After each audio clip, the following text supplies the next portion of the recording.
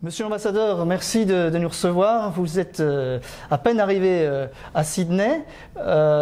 Pouvez-vous vous présenter brièvement quel était votre parcours professionnel?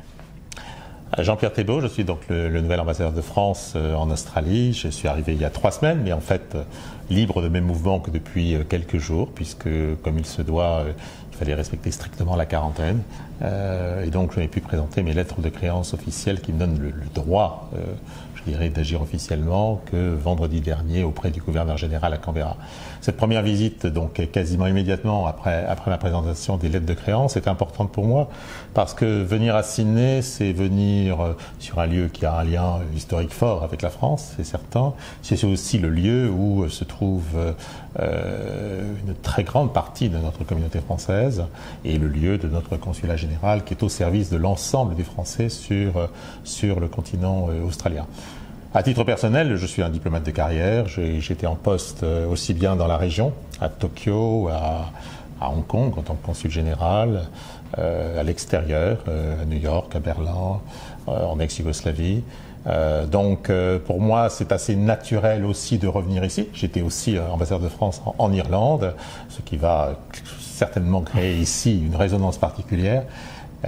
C'était donc un retour sur une région que j'aime beaucoup, sur laquelle, à titre personnel, je crois qu'il y a un énorme potentiel à développer. Donc voilà, j'arrive, je viens à Sydney. C'est une occasion pour moi de marquer aussi l'importance que j'accorde et que l'on doit accorder aux relations avec les États dans le contexte fédéral australien.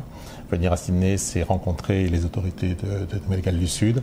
Dans les 6 prochains mois, je me suis engagé à aller dans chacun des États australiens, à la fois pour, bien entendu, y rencontrer les autorités, mais également pour aller à la rencontre de notre communauté, de ses représentants, que ce soit des associations, que ce soit des entreprises, et puis promouvoir l'image de la France, parce qu'en fait, il y a énormément à faire. Vous avez beaucoup insisté dans une allocution sur l'importance des associations et de la population, donc tout le monde a une part à jouer, doit contribuer pour renforcer, consolider cette relation amicale. Ah oui, il y a, estime-t-on, entre 50 à 70 000 Français en Australie. Et en même temps, la France et l'Australie ont une histoire très longue, pas simplement liée aux expéditions de la Pérouse ou de Nicolas Baudin, c'est aussi une relation humaine.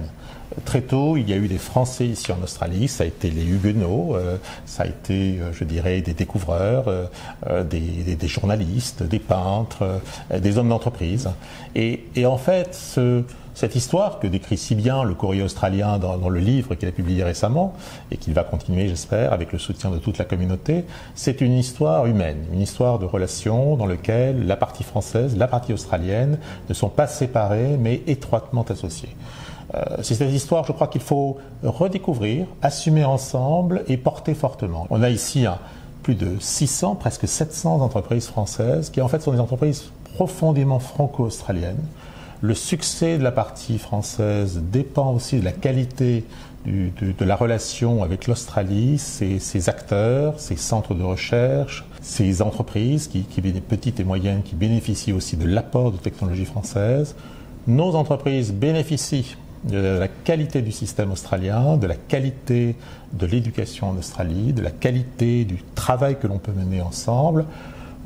Exemple de grandes sociétés, que ce soit Thales, que ce soit Neoen, disent beaucoup sur le potentiel que nous avons, non seulement en Australie, mais ensemble, Français et Australiens, dans toute la région. Il y avait un momentum, justement, entre la France et l'Australie. Ça n'a jamais été aussi beau et convivial.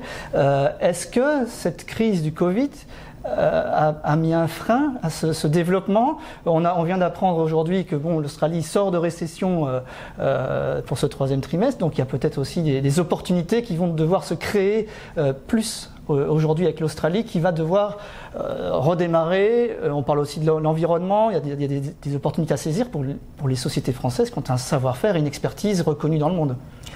Oui. Mais c'est des opportunités dans les 2 sens. Je veux dire, premièrement, il ne faut jamais oublier que la France est aussi une destination pour les investissements australiens. Et il y en a de très significatifs qui vont bientôt être annoncés. Je ne les dévoilerai pas, c'est la responsabilité des entreprises elles-mêmes. En sens inverse, les entreprises françaises n'ont jamais cessé d'être présente en Australie, dans les hauts et dans les bas. 39 des 40 sociétés du CAC 40 sont présentes en Australie. C'est, encore une fois, 600 à 700 sociétés françaises qui sont présentes ici.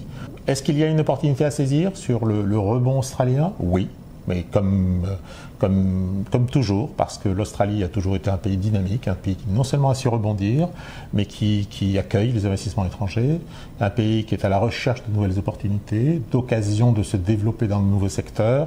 Vous soulignez effectivement l'essor des énergies renouvelables. Il y a ici, en Nouvelle-Galles du Sud, ce plan d'investissement annoncé par le gouvernement, un plan remarquable à la fois d'ambition et d'ouverture sur la recherche des meilleures solutions. Eh bien, les Français, les entreprises françaises et les franco-australiennes seront au rendez-vous pour proposer des solutions et que le meilleur gagne. La relation avec l'Europe aussi est importante, notamment avec le Trade Agreement qui est toujours en discussion. Le Trade Agreement, c'est une négociation au long cours. Ouais. Ce n'est pas une négociation forcément facile. Chaque partie doit, je dirais, c'est du give and take. Il est clair que l'un des éléments des accords de libre-échange, parce que les opinions publiques y sont extrêmement sensibles, c'est aussi le fait de s'assurer que l'on travaille sur des bases de valeurs communes. C'est clair, c'est facile avec l'Australie. Nous sommes des démocraties qui respectons et qui souhaitons la victoire du multilatéralisme dans le monde entier, et c'est plus que jamais d'actualité. Mais c'est bien entendu aussi l'importance que les opinions publiques européennes, comme une large partie des opinions publiques ici en Australie, accordent à la question des changements climatiques. Ce défi, qui est le défi de notre génération et des générations à venir, est-ce que nous voulons, à travers les relations économiques, conforter, je dirais, l'essor des solutions qui sont urgentes pour faire en sorte de répondre à ce défi? Oui. Est-ce que les accords de libre-échange doivent répondre à ce genre de défi aussi? Bien entendu. C'est en tout cas le souhait des opinions publiques, quelle que soit la nationalité en Europe.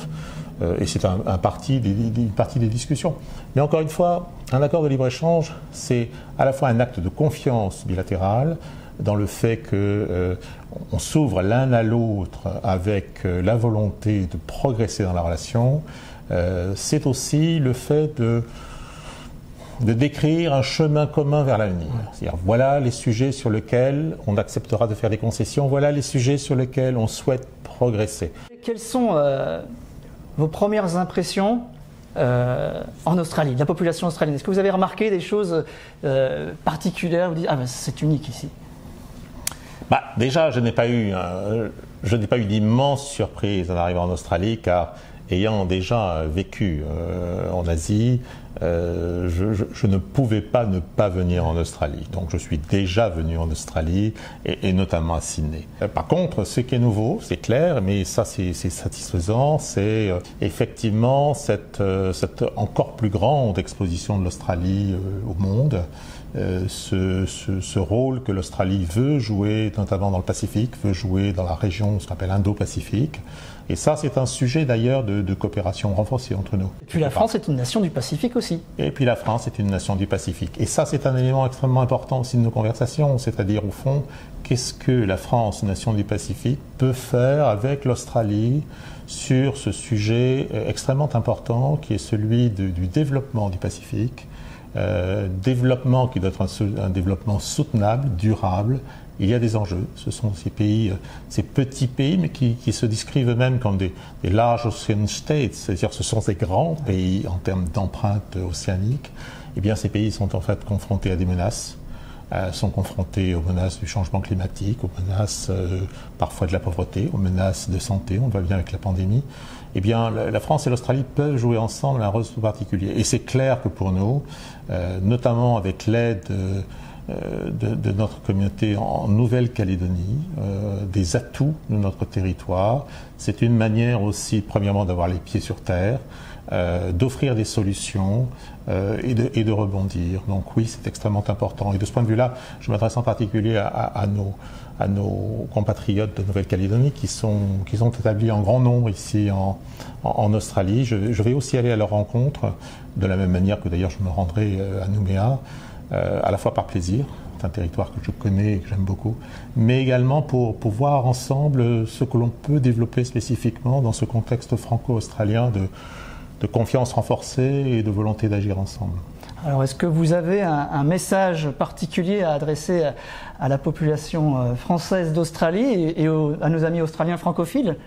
Ah, alors dans ce cas-là, on s'adresse à des centaines de milliers de personnes, oui. car les francophiles, ils sont nombreux et leur amitié est essentielle. Et surtout, elle est touchante et je dirais, nous leur devons une reconnaissance particulière.